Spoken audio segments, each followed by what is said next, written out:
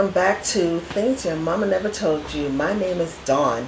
So this topic is near and dear to me, and it is about domestic violence and how to avoid a domestic abuse or a domestic violent relationship.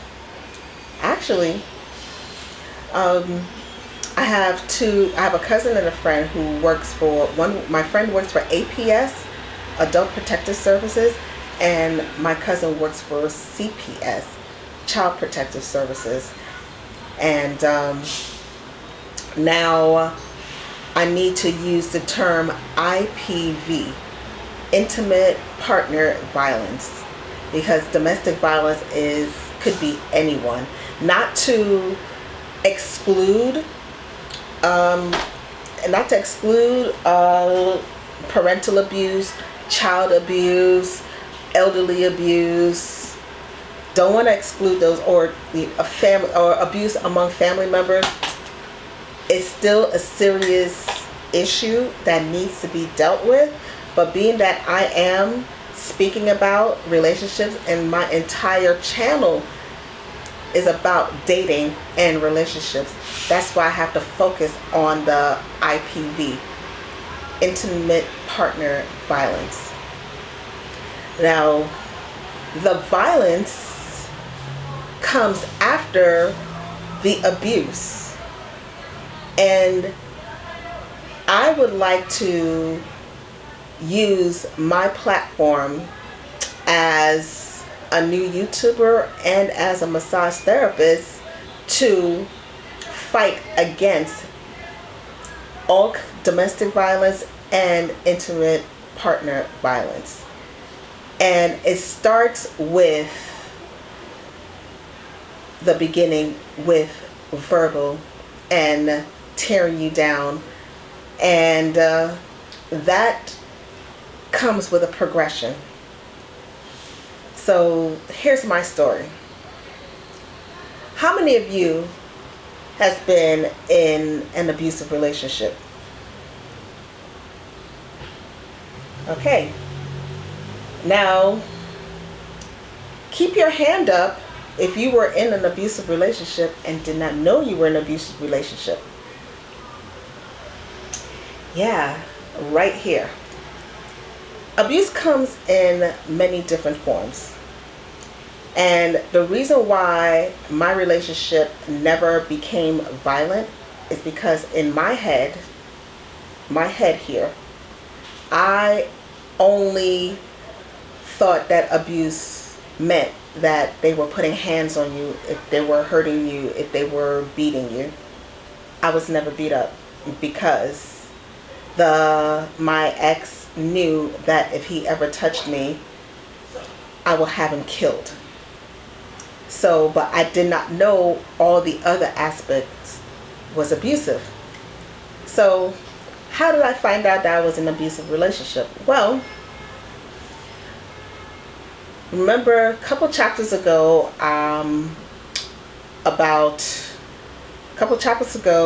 when I was talking about me going to therapy, and I just wanted to find out why were my relationships failing. So when I was telling the therapist about my last failed relationship, we were still living together, but I was on the way out, and he was constantly threatening me, and I'm like, go ahead, you're gonna get killed anyway. You will die if you touch me. Do anything to hurt me, you will die. It was a very, very toxic situation.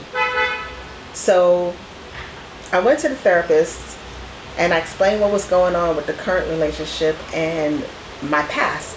So she mainly focused on the current relationship, and she says, you're in an abusive relationship. But I'm like, well, he doesn't hit me. So she gave me a homework assignment to do. She says, download and print the power and control wheel. So this is what I did. This was 10 years ago, and it was in color back then, so I guess my printer doesn't print in color, but this is the power and control wheel. So I said, okay, let me see what's going on. So it says physical violence, sexual on the top and on the bottom. Okay, so emotional abuse, putting someone down, embarrassing them, calling them names. Yeah, he did that. So then I'm like, then I said no. I said no, he wasn't doing that. Economic abuse, preventing one from getting a job or keeping a job, making the person ask for money, and taking all the money so that she doesn't have anywhere to go. Oh, okay, yeah. Used to do that too, but I still was not convinced, because we didn't have any children. He used to make threats, yes, had threatening behavior, but I would threaten him right back. Then male privilege, he didn't have any male privilege, because I used to equate power with money. He didn't have any, so he couldn't control me. He couldn't have any power over me. And so that's where the emotional abuse, he used to force sex on me, but I'm like, okay, I chose him as a guy, so whatever. I'll just grin and bear it. Then when I saw the isolation part, okay, and in the isolation part, controlling what the person does, who they see and talks to, and who. That's where it clicked for me, because isolation comes in different forms. Because he did not say, oh, you can't hang out with this person, you can't hang out with that person. What he would do is start a rumor, or tell me something that he claims that one of my friends or one of my family members told him, or something that he has heard, to try to make me angry with them. But it worked one time, but then I realized that, okay, you have to know who you're dealing with. You have to know who your family member, who your friend is, and would they do that? And the answer is no. So he would say, oh, I don't like this person. Okay, who cares? So the isolation part, that's when it clicked for me. And that's when I was like, oh wow, yeah, I was in an abusive relationship. And being abused doesn't mean that you're sitting there and take it. It was just very toxic. Yet this relationship did not make me feel good. Even though, yeah, he would say some nasty things to me. Well, oh, I would never marry you. I'd rather buy an Asian to do everything that you do. Or when he would have me support him. And when I beg him to help me get a job, help me, let's work together to move forward, he would get a job and he would say, oh, I'm out, or, oh, I don't want you anymore. Oh, get out. I never wanted you in the first place. You should have been passed around to my friends. I was just in line. You should have been passed around. Who says that to somebody that you love? And I would give it right back to him. I'm like, well, then what does that say about you? Because you're the one who wanted this relationship. I can go. And it was a really, really toxic situation. He would treat me like garbage, say messed up things to me. I would parade another guy in front of him. I would start seeing other people in front of him, behind his back, in front of his face, and not care. And it was a very vicious cycle. And he would punish me for cheating on him, but he didn't deserve my monogamy. He didn't deserve me, period. He didn't even deserve my friendship, my time, anything. So it was a very toxic situation. He would threaten to hit me. I would threaten to kill him. He would threaten to go sleep with somebody else. I would tell him, go right ahead, they'll send you back because you suck in that department. So just because you answer back or you fight back does not mean that you're not in an abusive relationship.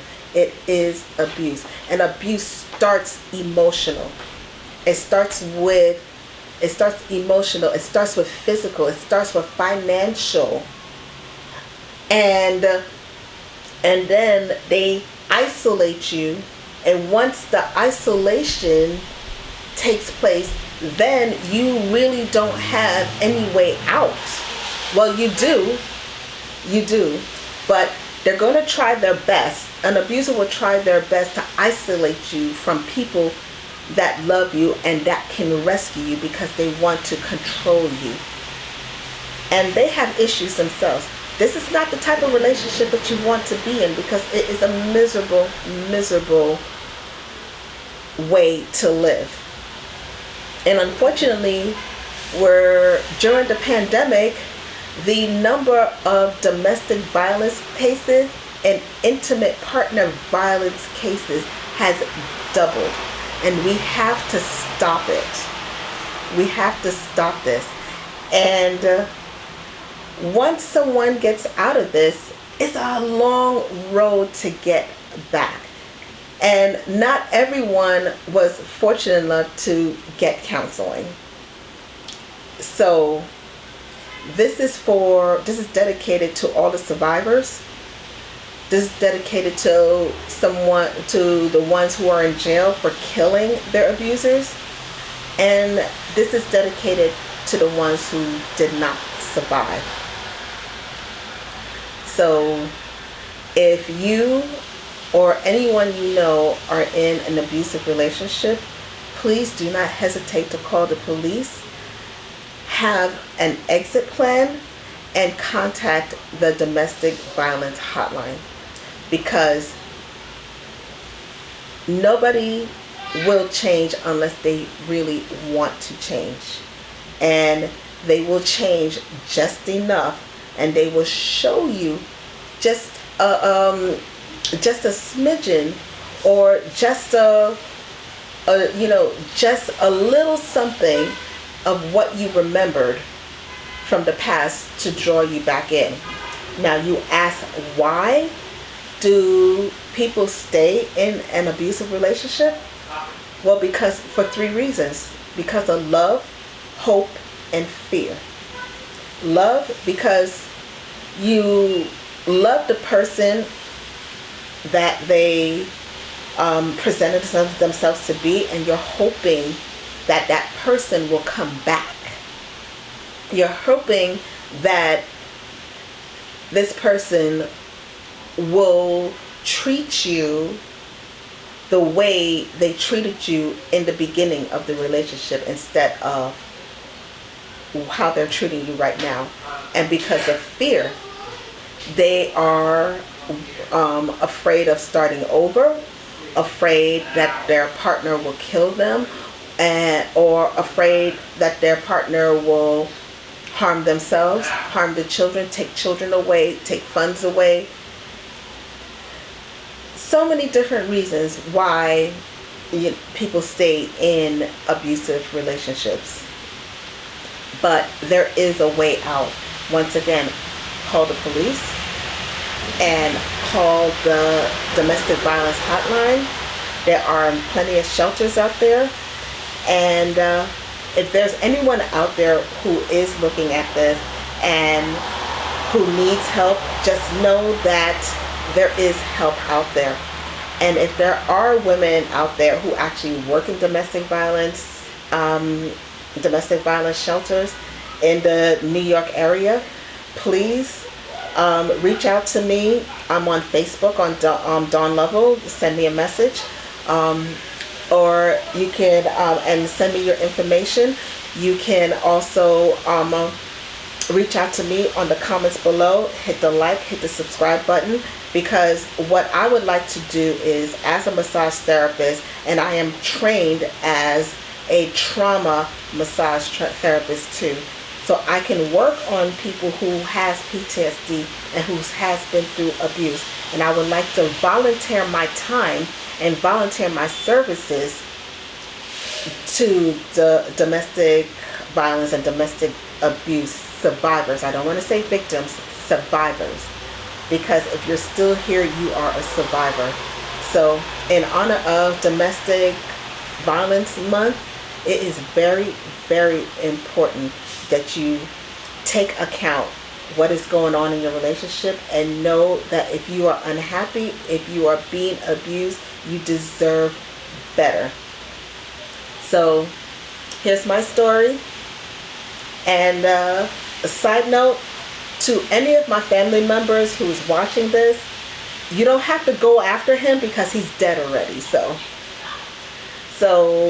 thank you again for tuning in to Things Your Mama Never Told You. My name is Dawn. Have a great day.